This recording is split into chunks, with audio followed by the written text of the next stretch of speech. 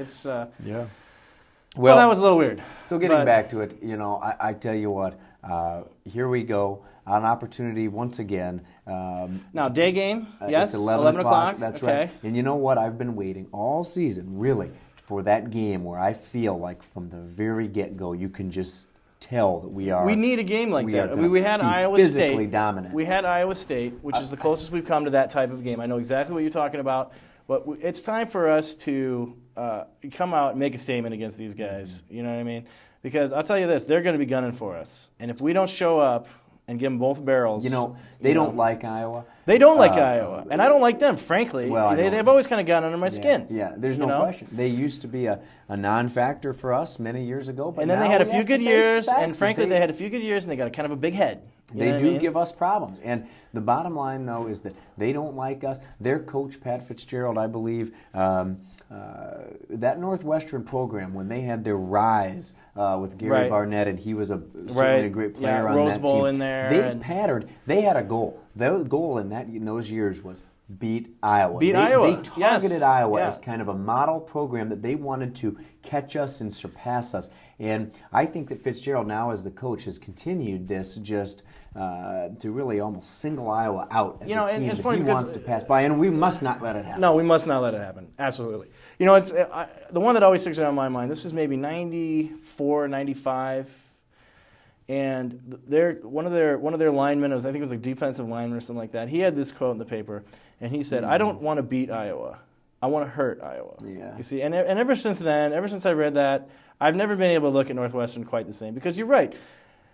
They're a middling team, okay, but every once in a while they play giant killer. Every once in a while they'll knock off an Ohio State. They'll have like one of these games every season. I mean, if you look at what they did against Indiana 2 weeks ago, okay, they came back from 3 or 4 touchdowns back to win that game. Much the same way we did. But I mean, at the same time, it's like they're no joke. They can score. They can move the ball. Northwestern is a team that is just notorious for being involved in a lot of crazy games. They have had, over the past several years, they have had several of these crazy comeback-type victories, shootout-type games. But I'm going to tell you right now, I think this is the week. I truly do. I believe we're going to break through. I think we are going to start dominating this game early, and I think this is the week that we have a comfortable lead at halftime and that we go on to finish it and get the backups. And everybody just has a nice stress-free day for once. That would be beautiful. I've said that before, and it has not happened yet. But I think this is the week, and stress-free. Wouldn't that be? That'd be beautiful. It would be beautiful just to come out, have a nice, and just come out and have a little party on Northwestern. Well, it'd be terrific. It'd be terrific. It's funny because that reminds me, kind of going into what I was saying before about how my attitude has kind of changed about this team. I'm tired of apologizing for this team. And I'm tired of hearing people apologize for this team, supporters of this team. I mean, I'm not necessarily even talking about, I am referring to the national media's opinion of us. And, Lou Holtz can stick it as far as I'm concerned. But, Florida has a close game 2 weeks ago. Alabama has a real close game where, if that field goal, it came down to a field goal that was sort of a fluke thing. Completely forgotten about now. You know what I mean? But they never fail to bring up, AK State or, the UNI game. Let's not forget the Ducks, who just moved ahead of us in the poll. They had a very close game with Purdue, and they lost to Boise State. All that's sort of forgotten about. I mean,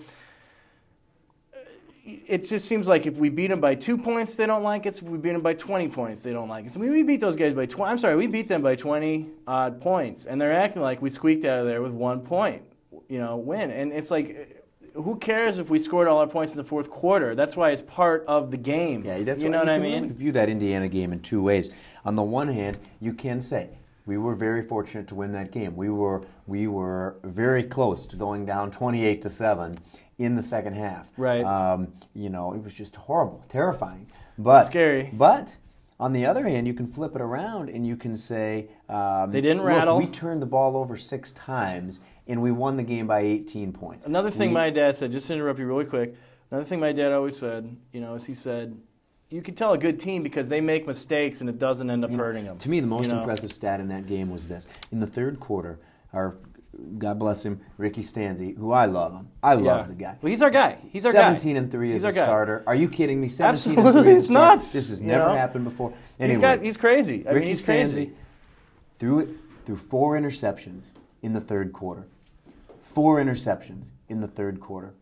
And it resulted in 3 Indiana points. Our defense stepped up. And we've got, you're absolutely right. It is so extremely impressive. But on to Northwestern, and I still am in the one game at a time mode.